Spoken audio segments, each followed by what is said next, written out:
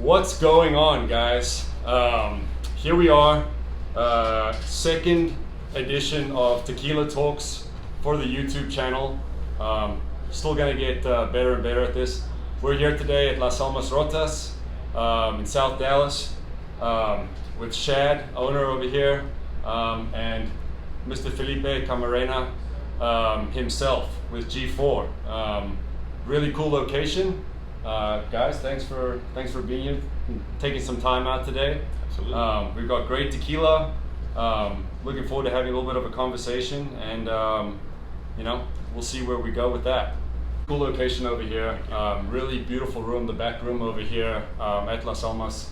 You want to tell us a little bit more about the about your restaurant, about the bar, and how you guys started? Yeah, we're a bar that's dedicated solely to Mexican spirits. We started as a group of friends. We would all get together at each other's houses. Everybody would bring a bottle of mezcal, and we would basically have a night of a tasting. And it was an inexpensive way to try a whole lot of different brands and mezcales, and it kind of grew from there. Very cool. I like it. Like I said, I feel bad admitting this, but it's only a few miles from my house. It's the first time I've been able to get down here, but walking in for the first time, seeing the selection you have on the bar, I have no doubt this will definitely not be my last. You call yourself the Tequila Wanderer. There we go. I guess I've been wandering in a different direction most of the time. Felipe, it's awesome to have you in Dallas. First time you said? This is my first time in Dallas. Okay. I've been before in Austin, Houston, San Antonio, but this is my first time in Dallas. And I really like it. And I found some fantastic places, but this one is absolutely different. It is great, the decoration, the environment that you have here. Congratulations. We're here, we have G4, we have the man himself, the master distiller with us, so we might as well talk a little bit about tequila. I think if I'm correct, we have Blanco, Repo, Añejo, and Extra. So let me ask you this, you're at home, what are you drinking most of the time? Blancos. Blancos? I prefer to drink Blancos, just straight. Not in cocktails, just straight Blancos. That answer doesn't, I would have been shocked if it was anything else. And knowing you guys and the whole kind of concept around this bar is pretty much that, right? The purity of agave spirits, and I think you probably recommend people sipping on your agave spirits, your mezcals, and your tequilas, as opposed to mixing them into cocktails. I mean, we do have a small cocktail program here because we're in Dallas, Texas. This is a cocktail town, but we definitely try to push people towards enjoying the spirit neat because we feel that's where the beauty of the spirit lies. So I know we were drinking some of the Blanco last night. We might jump straight to Reposado. I'd love to have a try of that. I might give you guys the Blanco, seeing that's your go-to. Please. Thank you. Wouldn't be a video without us at least having a drink and enjoying it while we chat. Salud, guys. Salud. Welcome to Dallas. Welcome to my quick little show over here, and thanks for being here. Thank you. I saw something very interesting in your bar. The way you are presenting the cocktails. You are serving the cocktail and putting a little bit a glass with the spirit, which is in the cocktail. Yeah. Because I found you're drinking different in the United States. Usually people is coming to the bars and asking for margarita, but they don't know which tequila or which mezcal or which spirit. Right. Isn't that cocktail? Absolutely. In Mexico is different when you are going to asking for aroma or anything, or you are asking for a specific brand. It's not the case in the United States. There is a margarita from the house and nobody's asking what's in there. You are presenting them. This cocktail was made with this spirit, which is fantastic. It's kind of a sneaky little way we have of getting people to try the spirit neat instead of just having it in a cocktail. We have a pretty wide flight program as well, flights of 5 and flights of 3, and those are designed to either introduce people to the spirit or let them explore kind of more in-depth, kind of a little map through Mexico. It's very cool. I've experienced that before. cocktail served that way. And I don't know if this was just me, but I've also found it helps you identify some of the characteristics of the tequila in the cocktail as well. So if it's a very spicy tequila, or very peppery or earthy, you start identifying that earthy profile in whatever cocktail it may be, in a well-made cocktail, maybe more so than if you hadn't, had the tequila sitting next to it. These videos tend to, if you've been on the Instagram page, get into a lot more detail about taste profile, production methods, histories of the distillery. So there's plenty of that on the Instagram page.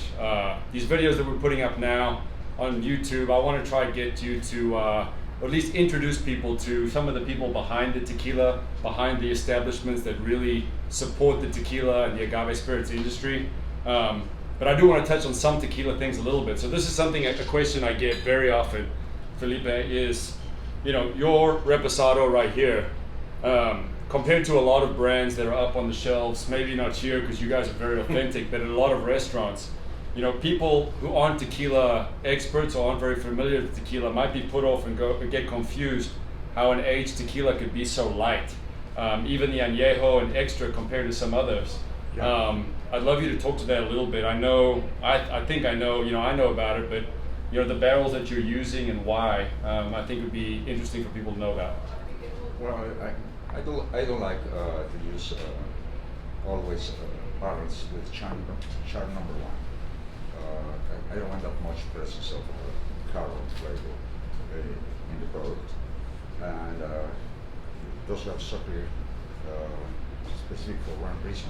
We refuse to put any additive in our products. So people suspected to see darker products, specifically they think it's chocolate or añejo, and more specific, our añejo is chocolate. They can see so many reposados in the shelves darker than añejo. That's true. So what's going on? It's kind of simple to explain why so many tequilas are so dark.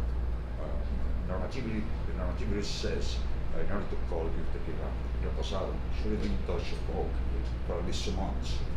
But so many producers has huge wooden tanks, oak tanks, or 20, 30, 40,000 liters capacity, and they've been using those tanks for many, many years.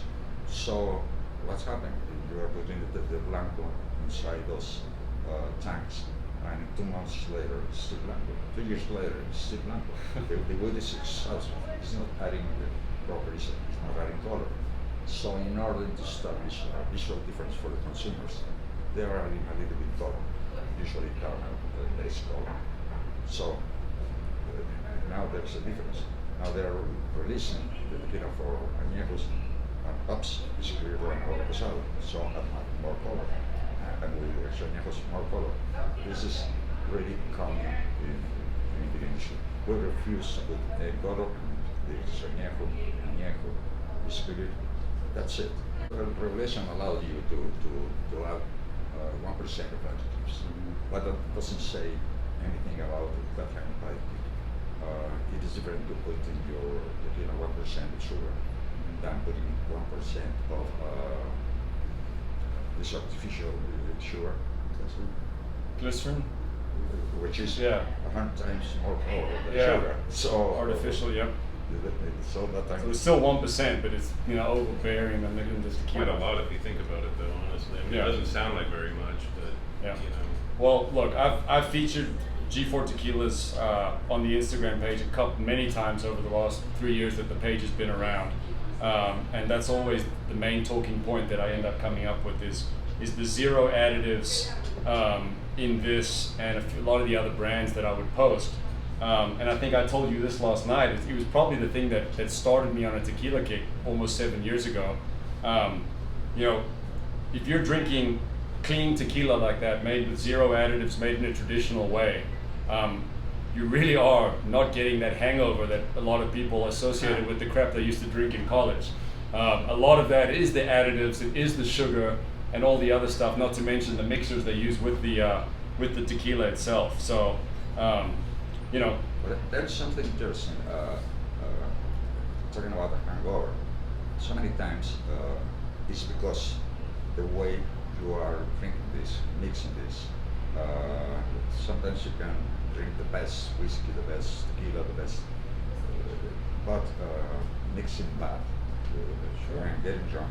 And tomorrow you will be with a huge hangover, and immediately you will be blaming the spirit, and the spirit is not good. That's a good point. Try to get drunk with the best rum. But you have rum and cokes, and you're drinking 10 cokes across the coast. I get drunk with mojitos. Sure, You will see mojitos tomorrow. all sugar. And you were drinking the best rum. I can vouch for this, right? As a former mojito drinker.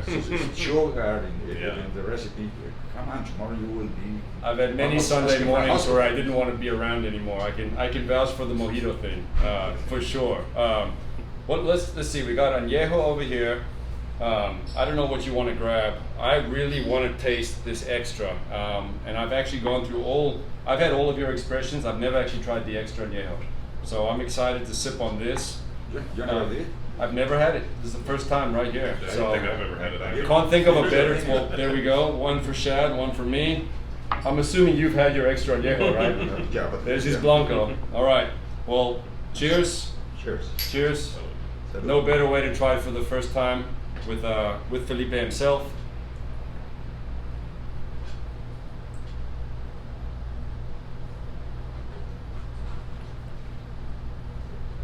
That's great.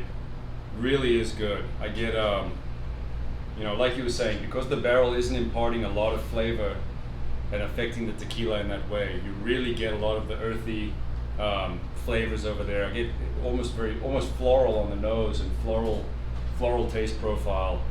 What was that light, delicate taste profile? Are they whiskey barrels you use, or are they? Yes. Yeah, Former taste whiskey of- barrels.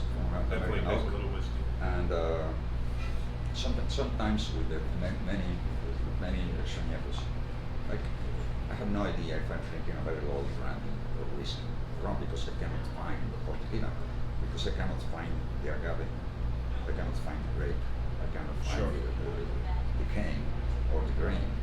So I have no idea What's your going name? on. So we decided to go for the extrañero category using bottles. Previously, we've been using at least 3 times for añejos. That way, oak won't be that predominant. It will be oak in there, but Not overbearing. now there is no confusion. This is extrañero and this is tequila. There is no Sure. confusion what I'm drinking. Right. And I mean, if the oak barrel's too new, I've seen people do a blind tasting where they have the actual whiskey that used to be made in the barrel and the tequila that they then made in the barrel. And blind tasting, people struggle to work out which one is which. They can be very similar. That is really good, wonderful. I know you guys are more Blanco drinkers, and I was explaining earlier, I kind of go through ebbs and waves. I'll go through a Blanco stage, and then for a few months, and then get on an extra añejo kick. I'm currently on my extra añejo kick. If you've been following the tequilas of the week, I think I've probably got to change it up. I've had 9 out of the last 10 have probably been extra. But this is wonderful. This is really good. It's a pleasure getting to drink it with you. Not glad we could do that, and thank you for having us over here at your restaurant. So Felipe, obviously passionate about tequila from when you were, multiple generations in. How old were you when you made your first tequila, your first batch? I don't know, probably I was in high school. Yeah, That means 13 to 16, 13 to 18. About 72, 73. Okay. Well, look, it's clear that About 40 years ago. everyone here is passionate about tequila. But we had a little chat last night. It was interesting. I think we found another passion that we have that we share in common. And you were telling me about a recent purchase of a vintage car that you just acquired. So you're a bit of a car guy? Yeah, I like cars. And the other thing I really love is red wine. Red wine and cars. Yeah, red wine and cars. So I'm not going to make you name a brand for the video, but region of red wine, are you a California red wine person, French? No, I found so many visitors, so many people visit me are bringing bottles of wine. So I have a great collection with wine coming from Spain, Greece, Australia, everywhere. And people just ask me which one is better than the others. There is no such thing. I've been trying already great or lots. Camarena Sauvignon, Tempranillos. In each category you can find great wines. Sure. Being South African and obviously living in Australia for a long time, big wine countries. South Africa has a more white wine than red, but Australia has some phenomenal red wines as well. And I can't lie, I don't appreciate the really good stuff. I've had it, and I can't always tell the difference between that and the $10 bottle I get from the supermarket. But very good. Once you have the chance, try. There are fantastic wines in Baja California, Mexico. You should try it. I've had some natural wines from that region that are really unique and interesting. That's a really cool movement in wine, the whole natural movement. The wine production is growing, and I'm glad they're doing really well wines. Very cool. Well, hey, I do want to ask this. This has become a standard kind of platform to ask a couple Q&A questions at the end of these videos that have been popping up. So I wanted to ask, I got a couple questions for you, and they're kind of silly, but I want to get everyone's answer. So, what is the best gift that anyone's ever given you? We'll call it under $100. Under $100, your favorite gift that you can remember getting. Wow, it's a hard question. It is that they're not supposed to be easy. They're supposed to be I knew difficult. this was coming too. So he's got time to think about it because I put you on the spot. Yeah. I'll tell you what. I'm not going to get him off that. Wait a minute. There we go. You maybe knew this was coming. Can I have another drink? Yeah. Well, both of these fall under $100, right? Wouldn't that would be a simple answer? Absolutely. I mean, the gift of liquor is the gift that keeps on giving. There we go. So look, as in different ways, but both of you obviously entrepreneurs. All of us, most of us out there have, whether we're chasing it or just thinking about it every day during our 9 to 5, have some type of dream or some type of thing you would rather be doing, or that you're currently trying to make your living or your way of providing for yourself and your family and what might not be. If you had any advice to someone who was starting out a company or a business or a new business idea, or any advice as someone who runs a business, who has their own brand and their own company, any advice to send any of the followers over there, the people watching? You should be convinced that you should love what you are doing. You have to feel passionate about it, and you will do well. If you are making a business just because somebody else did it and does well, but you're not convinced, probably you will fail. You should feel love about what you are doing. This is the most important ingredient to be successful. But that way you will be working not a couple hours a day, you will be working in your project day and night and the weekends, because if you really feel this project, doing this, following this, you will be fine. I like it. Yeah, I mean, we started this project out of a passion, and none of us, neither my wife or our other partner Taylor, had ever been in the service industry in any capacity before this. We just had a passion for mezcal, really, and for Mexico. To me, when I drink tequila or any of the spirits of Mexico, I feel like I'm drinking a piece of the culture. And that passion has always driven us to share that with other people. At first a group of friends, and now the people of Dallas. And also try to guide the category through our own kind of program of ethics. So very cool. Yeah. Guys, again, absolute pleasure. Thank you for your time. I guess give it a quick plug one more time. Guys, I mean, if you don't know about G4, I don't know what planet you've been living on, and you probably don't follow my page, but find it. If you haven't tried the expressions yet, I can't say enough good things about them. Check out your local bar, ask your local bar why they don't have them.